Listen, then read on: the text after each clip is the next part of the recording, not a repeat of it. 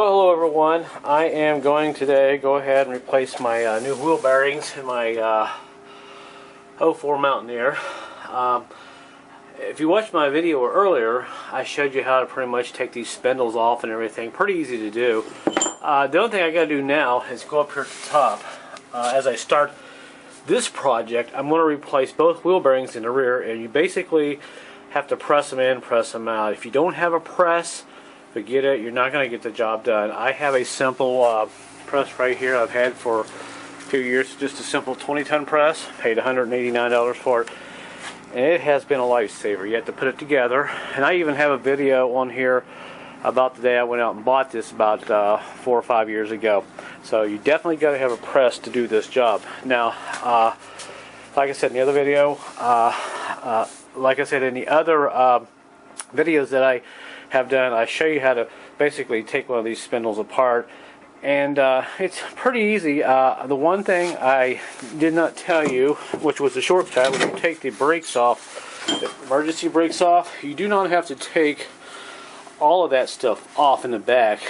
Basically, you just pull out your cable, slide it out, and you unhook the back link here, the sway bar, and you take the bolt out of the bottom of the lower ball joint there, and you can take all that assembly off. Now, for the pressing in the bearing, of course, I have to finish taking this apart, and this is what I'm doing now. So I've got it pretty much all together, and I've left my little sway bar on there for now. I'll take that off once I get this unit off.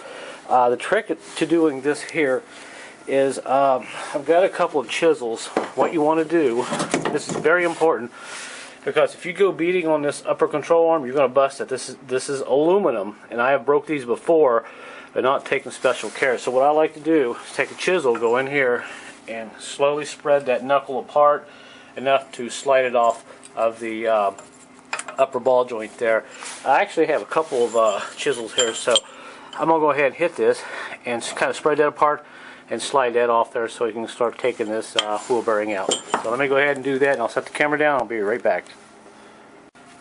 Okay, as you can see, I've actually got that upper ball joint coming out. I'm taking a hammer, and I'm kind of tapping up on this just a little bit.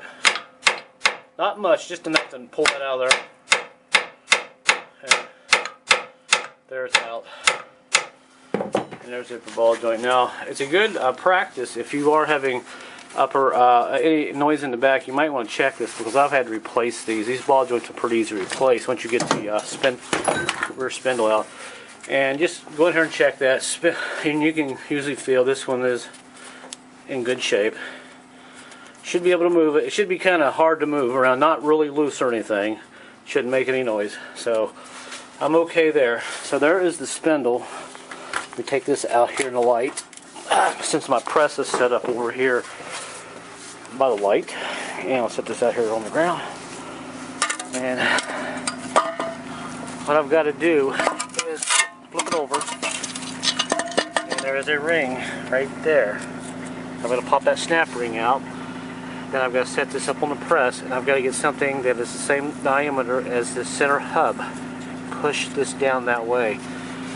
So let me go ahead and set that up for you. I may go ahead and knock this off here. Well, I may be able to work around that. We'll see. Alright, let me set this up. Alright, after a little persuasion, I got it out. Basically, if you take this on this sway bar, if you take this bolt completely out, and it allows you to get that chisel in there a little farther, you can spread this pinch bolt, and it'll come out. I put a little grease on it, and I hit it a couple times with a hammer, and it's okay, and it seems like it's okay. So now I can go ahead and start putting this wheel bearing in. I mean, actually taking it out. So let me go ahead and set this up. Okay guys, I've just about got this clip out. I put oil in there. Had to use a couple of pair of needle nose to kind of get a hook on that hole there, and once I got it kind of moved out, I put oil in there and got some small screwdriver and put behind that clip, and slowly got it out. And I used a hammer and kind of went around the edge of that clip and popped it out. You don't want to break it. It may bend a little bit, don't worry about it. You can straighten it back out. It looks like I've just about got it out now. There you go. You gotta have a little patience. dirt's out, and you can see it's slightly bent, but not a big deal. I can straighten it back out. Now I'm ready to pull this out. The sad thing is this bearing is okay. The reason I'm changing it, I have to replace this dust shield here for the emergency brakes. It's got some places here which rusted, and I just want to go ahead and put a new one on this side. I want to replace both of them, but the bearing on this side was okay. Well, it turned a little stiff, but it wasn't making any noise. Now the other side, yeah, it was making all kind of noise, and you can actually shake it. So that's out. Let me go ahead and set this up on the press, and we'll go ahead and start pushing this center hub out. Then we'll have to take this bearing out, push it out the opposite direction, and I'll show you how I'm going to do that. Okay, here's my setup. I've got the hub and everything in my press, and basically you've got to figure out what's best for you. I'm using a socket on this side and a gear. I have a box of junk, and I got it up under this the spindle right there. And on this side I got some wood, and I got a wrench in between that to take up the space so everything stays level. And the bottom of this, you got to make sure that it's going to be clear when you get to push down. And I've already got it broke down, so it looks like. Let's go ahead and see what we got here.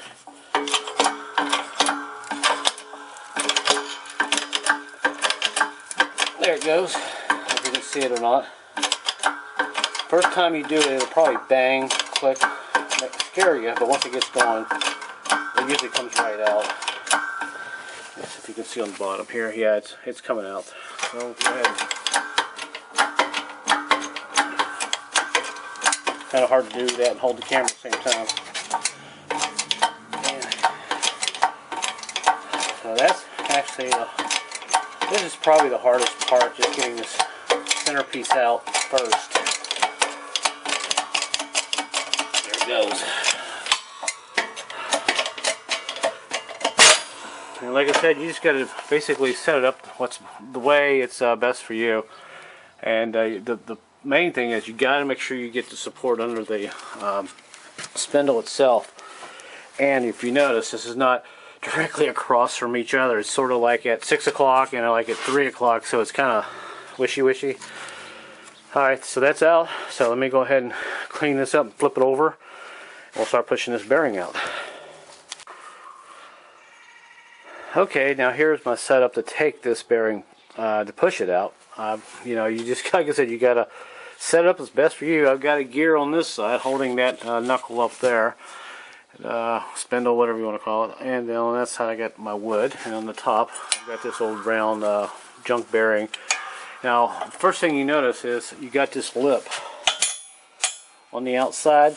Part of that race bearing is behind here. You can't get in there, so you have to push the centerpiece out first, which leaves the outer shell. And the only way you can get that outer shell is to take something just slightly bigger and push it on out. So I'll show you here in a second. So let me go ahead and set this up and start pushing this out. Okay, well, right now I ran into a little snag. I tried to press this bearing out, couldn't do it. So what I decided to go ahead and do, I took it off, and I just went ahead and took a hammer and knocked those bearings out. The inner bearings, they come out real easy, and you can see they just popped out, and there's the old oil cover. The reason I did that is, like I said, I can't save the bearing anyway. There's no way you can get it out in one piece. I've got to find something that will go on the inside against this lip, but down in that, to push this outer piece out, and that outer piece looks like this. That's the bearing out. So if you can see, it's kind of beveled there. I've got to get something that will go down there like that, and I can build it up and press it out. So that's what I have to do next, and this is what you're going to have to do. I'll let you know what I find here in a few minutes. Okay, everybody, a little update. As you notice, my spindle is not in my press anymore. A little bit of a change of plans. It is actually out here in the beautiful, warm February sunshine. Almost 65 degrees today. It's beautiful. Here's what I had to do. I didn't have anything big enough to fit down inside this race in order to push this out. I could not find anything. I had all kind of smaller things but I had nothing that would go inside there. So what I did, I had a Dremel tool. I just took a Dremel, and I did this with one cutting wheel. I basically just kind of cut it out, set up on the side like that, and went in there and went sideways and started cutting, and knocked a chunk of it out, and then cut the rest of it through like that, and took my chisel and just punched it out. That's the only way you're going to get that out, unless you have something that will fit in there. And even if you have something that will fit in there, it's going to have to be pretty tight, because if you get something that will fit in there, there's a chance it may just force on through there, because you don't really have much of a lip around it to push that out. As a matter of fact, I think this is how I did my last Ford Explorer rear wheel bearing. I had to do the same thing with the Dremel tool, so it's good to have one of these. Of course, putting it back in, it's not going to be a problem. All I do is clean this up, grease it, and it should press right back in, no problem. So that's what I'm going to do next. I'm going to go in the house, get my bearings, and I'm going to replace this dust cover too. Put that on there, and that there, believe it or not, was hard to do. That was the hardest thing to do. It took me about 25 minutes to do that. And these bearings are probably some of the hardest bearings I've ever had to replace in a vehicle, because they are huge. These are about probably 3 inches wide. So I'm going to go in there and get my parts, and we'll go ahead and we'll start putting this back together. Okay, now that I got the old bearing out, and by the way, if you think you can use one of these guys here to cut that out, a metal blade on your saber saw, forget it. That metal steel is so hard it won't cut into it, just so you know. You pretty much have to use that Dremel tool. But anyway, I went ahead and cleaned this up, and here are my new Ebrake, emergency brake dust shield covers, whatever you want to call them. They actually go like this. Make sure you put these on first before you put that bearing and axle back in there, the centerpiece, because you can't. These are not two pieces. This is one piece that gets bolted on. And they, when I bought it, they actually give you new bolts. So I think these are 8mm. So that's going to look pretty good. You know, I painted this because I know if I paint it, it'll run better. I'll never have a problem. Right. But it looks good, don't it? So I'm going to go ahead and bolt that on. Now all I got to do next is go ahead and put the bearing in, which they're right here. The new bearings are. We'll set those in. But let me go ahead and bolt this in. And I'll set this up in the press, and we'll start pressing this new bearing in. Okay, there is the finished product. Not bad, huh? Looks pretty good. All these bolts look pretty good. Actually, the added sheet right there, that's my old bolt. The threads, I had to get another bolt and put in there. And I put a little paint on it. You can't even tell it. But that one's a little longer. It grabbed the threads better. It was a little stripped out. But let me set it up. Looks really good now. Just set it in there and press that bearing in. Oh, it'll pay off, because by the time I put my new rotors on the back, I'll have a really good vehicle that stops really good. Actually, I'm going to sell it. I've had it for a couple years, but you can see it, the sunshine out there. It's pretty good. Sucker's pretty heavy. Alright, let's go ahead and press this bearing in before it gets too late. Okay, now it's in the press. I've got it all set up. There's my new bearing. It's a good idea to put a little grease on it and a little grease on the inside of the housing. This is my old junky bearing that I had. That's the same size. You want to force the outside of that bearing down into that hub, not the inside, because if you push on that inside, your bearing is toast. And I've got it's an old drive unit. I've got, like I said, I've got a lot of pieces laying around that I keep. This is going to push that bearing down in there. So I'm going to set this camera down. Make sure that this bearing starts straight in there, and if it starts going in there straight, you should be okay. But I'm going to set the camera down and start this in here with both my hands, and once I get it almost in there, I'll show you how it's going. Alright, I got her going straight, so I'm going to go ahead and jack this and kind of watch it go in there. I think you can see it there. That's not a crack, by the way, that's hair. That's going in real easy. You put that grease in there and it goes in real easy.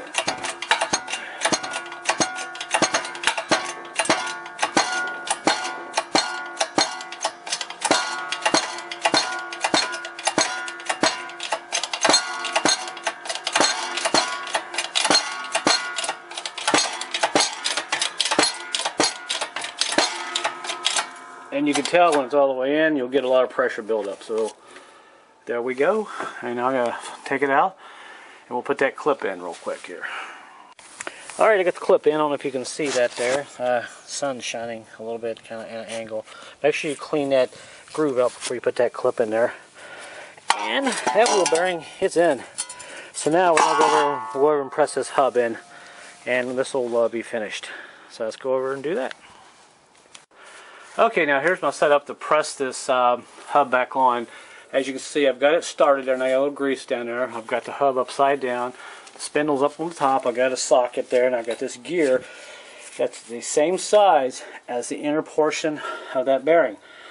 I think you can see that, and I've got a little pressure on it, and I know it's going straight because I've checked it. So now all I gotta do is go ahead and press this down, and this hub will be finished. So I'm gonna set the camera down here and guide this about halfway through and make sure it goes on down the right way. Then I'll pick the camera back up and we'll record and show you the finished product here.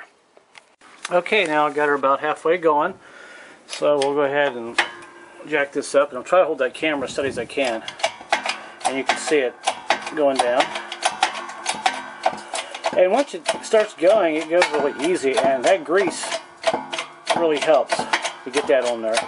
And I don't know if you can see up in there, but it's just about all the way down there. And I can tell that it's okay because this feels really good. I can spin it and there's no binding. Just camera there.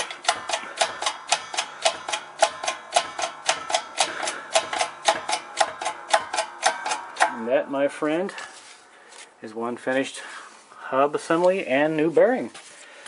And I'll just give her one more quick tug, and she's nice and tight. So let me take this apart here and we'll look at it. And we'll give you a final look and wrap this up with a few comments. Okay, and here is the finished product. There's the new bearing hub, and it feels really good. No noise. It spins really good. I'll set this up. Of course, you notice I painted the hub. I like to paint things. I have a problem. Addictive, I guess. And there's the gosh, heavy. There's the back side, and there's the new bearing. Seals good, and when I pressed it in there, as you can see, the center hub is lower than the outside of that bearing. So when you put something flush right there to push that hub back on, you don't have to worry about that center hub coming back out and binding or anything. It clears it nicely. And it sets actually down just a little lower. But make sure you put something on this inner race when you press that hub back on. So we'll set this up here, and it looks like I am done with this. Now, this job took me about 2 hours. And I'm going to go ahead and start the other one. I'm not going to make a video on the other side because you already know how to do this now. So thanks for watching, everyone, and good luck. And make sure you're just careful and take your time, and make sure you have a good Dremel tool.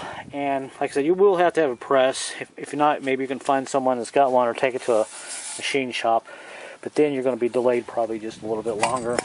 But it looks really good. I am ready to put this back on. I'll go ahead and start on the other one, and that should be it for now. So thanks for watching, everybody. Be careful, and if you have any comments, questions, I'll try to answer them and all that good stuff. Later. And she's all finished. I don't like to brag, but it looks pretty good. Left and right.